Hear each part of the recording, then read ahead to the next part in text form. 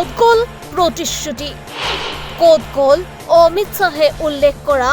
বান নিয়ন্ত্ৰণৰ প্ৰতিশ্ৰুতিবোৰ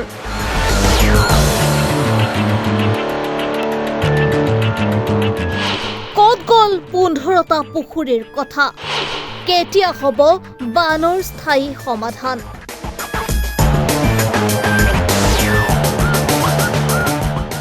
অসমত এতিয়া প্ৰলয়ংকাৰী বান হাজাৰ হাজাৰ লোক গৃহহীন বিস্তীৰ্ণ অঞ্চল এতিয়া পানীৰ তলত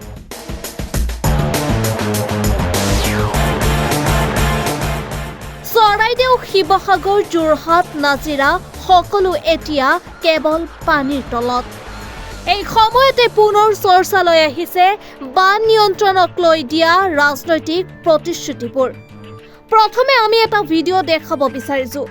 য'ত বান নিয়ন্ত্ৰণক লৈ প্ৰতিশ্ৰুতি কৰিছিল গৃহমন্ত্ৰী অমিত শ্বাহে हमने कुछ साल पहले हमने स्पेस एप्लीकेशन सेंटर से आसाम का एक प्रकार से सर्वे किया और आसाम के सर्वे के आधार पर बड़े बड़े वेटलैंड आइडेंटिफाई किए और ये ब्रह्मपुत्र का पानी बाढ़ का पानी बड़े बड़े 15 तालाब बनाकर हम इसमें डाइवर्ट करेंगे और बाढ़ को रोकने का काम करेंगे কিন্তু এতিয়া সকলো যেন ফুটুকাৰ ফেনত পৰিণত প্ৰতিশ্ৰুতি দিয়া সহজ কিন্তু সেই প্ৰতিশ্ৰুতি বাস্তৱত ৰূপ দিয়াটোহে ডাঙৰ কথা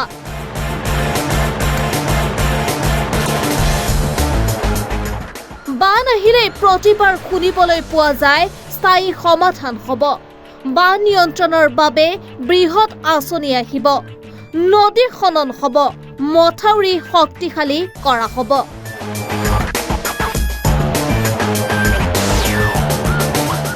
নিৰ্বাচনৰ সময়তো অসমবাসীক বহু প্ৰতিশ্ৰুতি দিয়া হৈছিল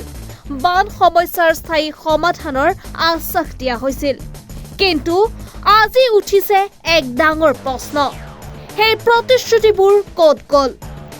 গ'ল অমিত শ্বাহে কোৱা 15টা পুখুৰীৰ কথা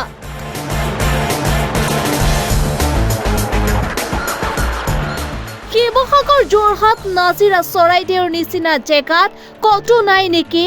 অমিত শ্বাহে কোৱা 15টা পুখুৰীৰ এটাও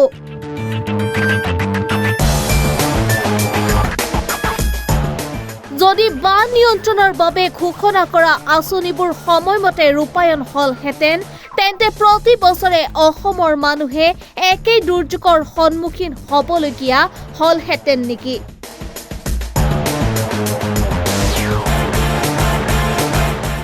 আজিও হাজাৰ হাজাৰ পৰিয়াল বানত সৰ্বস্ব হেৰুৱাই আশ্ৰয় শিবিৰত দিন কটাবলগীয়া হৈছে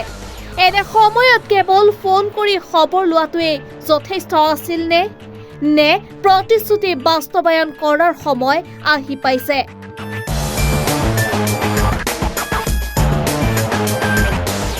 নিউজ ডেস্ক ৰিপৰ্ট ৰিপাব্লিকানী